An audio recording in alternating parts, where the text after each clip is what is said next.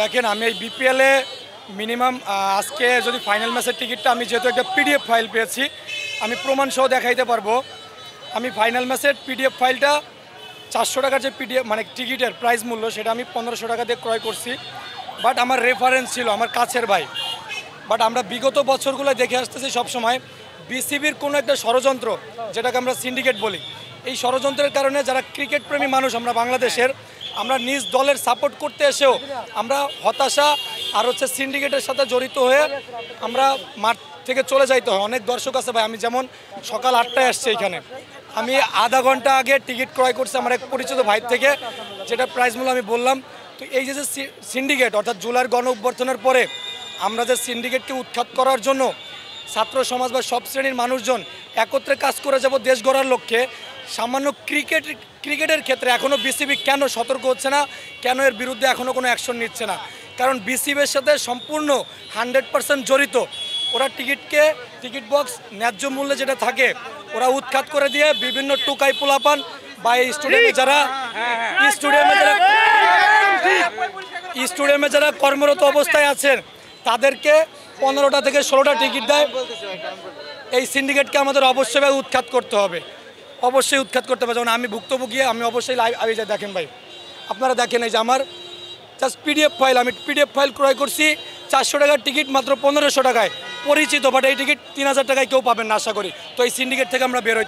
ভাই আমি বিসিবির একজন কর্মকর্তা, যারা মাঠ কর্মকর্তা, তাদের সাথে কথা বললাম আজকে। তার মতামত আমি চাইলে মেসেজ দেখাতে পারি, বাট তার ছবিটা দেখাতে যাচ্ছে না, কারণ তার চাকরিরও ব্যাপার ঝামেলা আছে। তার কাছে 300 টিকিট আছে, সে বললো যে প্রাইস 500 টাকা, কিন্তু নিতে হলে আমার 1800 টাকা লাগবে একদম। আমরা 5টা নিয়েছি টিকিট 1800 করে। আমরা আসলে হতাশাজনক। বরিশাল থেকে এখানে আসছি, বরিশাল থেকে এখানে আমরা অলরেডি 1800-1900 টাকা ভাড়া দিয়ে আসছি খেলা দেখার জন্য। এখানে টিকিটে ঢোকার জন্য 1800 টাকা, আবার যাবো 1800 টাকা। তার মানে আমরা সামান্য একটা ম্যাচ দেখার জন্য আমাদের 6000 টাকা শেষ। আমরা স্টুডেন্ট মানুষ, 6000 টাকা আমাদের জন্য অনেক কিছু। ভাই যারা মনে করেন যে টিকিট যারা ভিতরে পরিষ্কার করে যারও দেয়, ঠিক আছে, তাদের কাছে 200-300 টিকিট কিছু থাকবে। আমাদের মতো পাবলিক যারা টিকিট দেখার জন্য অনেক দূর থেকে আছে, চিটাগাং থেকে আছে, ব্রাহ্মণবাড়ি থেকে আছে, বরিশাল থেকে আছে, তারা টিকিট পাচ্ছে না। 200 টাকা টিকিট 400 টাকা, 3000 টাকা, 4000 টাকা নিচ্ছে কেন? এটা আমরা বিসিবির কাছে আবেদন জানালাম। বাট এগুলা কেন হচ্ছে? বিসিবি এগুলো চোখে দেখে না। সাতক্ষীরা থেকে আসছি গতকাল রাত্রে, এই যে এখানে হোটেল বুক করে এখন আইসি, এসে সকালে থেকে কোনো টিকিট নেই। টিকিট আমার 4-5 জন আইসে আমার পাশে, সিন্ডিকেট টোকাই যারা এখানে আছে, এসে 400 টাকার টিকিট করে 2000 টাকা, আর আপনার 1000 টাকার টিকিট করে 4000 টাকা। এইভাবে যদি চলে তাহলে তো ক্রিকেটেই ধ্বংস হয়ে যাবে। আমরা তো ক্রিকেট এগিয়ে নিতে পারতেছি না, আরও দিন দিন ডাউন হয়ে যাচ্ছে। ভাই আমি বলতে চাচ্ছি যে আমাদের বাজারে টিকিট নিয়ে একটা কালো সিন্ডিকেট চলে। আপনি গত পরশু দিন খুলনার সাথে খেলা হয়েছে, ওই দিন অনলাইনে টিকিট ছাড়া হয়েছে। আমি আধা ঘন্টা পর টিকিটে অনলাইনে ঢোকার পরে টিকিট সোল্ড আউট হয়ে গেছে।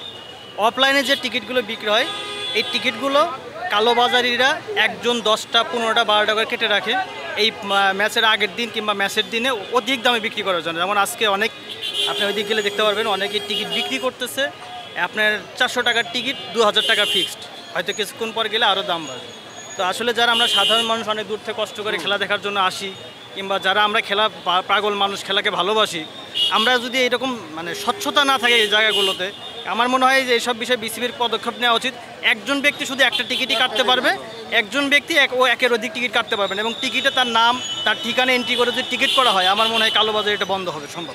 এছাড়া সাধারণ মানুষ আমরা যারা আসতে দেখেন, এখানে অসংখ্য মানুষ আসছে, কিন্তু টিকিটধারীর চাইতে টিকিট ছাড়া সংখ্যা বেশি। তো আমরা এভাবে আসলে ডিফিকাল্ট। ঠিক আছে, যারা আমাদের মতো যারা খেলাপ্রেমী মানুষ, আমরা যারা আসলে খেলাকে ভালোবাসি, আমরা আসলে প্রফেশনাল, আমরা জব করি, আমাদের আজকে অফ ডে, আমরা কিন্তু জবের বাইরে আমরা খেলা দেখতে আসছি। সবসময় সুযোগ হয়, যারা জব করে তাদের হয় না। তো আমরা যারা এই সুযোগটা নিতে আসি, বাট কিন্তু আমরা কিন্তু আজকে আসার পর অনেকেই টিকিট কিনতে পারতেছি না, ঘুরতেছি। হয়তো বা একসময় আমরা এই চড়া দামে যদি খেলা ভালোবাসি যেহেতু কিনে নিতে বাধ্য হবে, কিন্তু এটার জন্য আমাদের যে এটা কিন্তু এক ধরনের বৈষম্যতা। ঠিক আছে, সো আমাদের আশা কিংবা আমাদের দাবি যে বিসিবি যারা এইসব টিকিটের দায়িত্বে আছে কিংবা বিপিএল গভর্নিং কাউন্সিল যারা আছে, তারা এই জায়গাগুলো মনিটরিং করবে।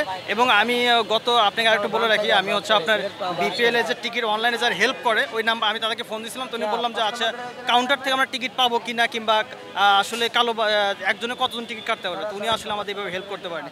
তো খেলার এই বিপিএলের সাথে যে টিকিটের একটা সম্পর্ক আছে, এই জায়গার মানটা যদি উন্নয়ন করা হয়, সাথে টিকিটের কালোবাজারে যদি বন্ধ করা হয়, আশা করা যায় যে আমরা যারা সাধারণ মানুষ আছি ভবিষ্যতে আমরা খুব সুন্দরভাবে ভালোভাবে টিকিট কেটে খেলা দেখতে পারবো, সবাই খেলাটা উপভোগ করতে পারবো। আমি কালকে সন্ধ্যা 7টায় বাসে উঠছি বরিশাল থেকে, এখন পর্যন্ত আমি আইসার টিকিট পাইনি। ফজর আজান থেকে আমি এই জায়গায় দাঁড়াই আছি, কিন্তু যে এই জায়গাতে কোনো টিকিট ছাড়তে আসে না, বেলাকে সব টিকিট বিক্রি হইতে আছে।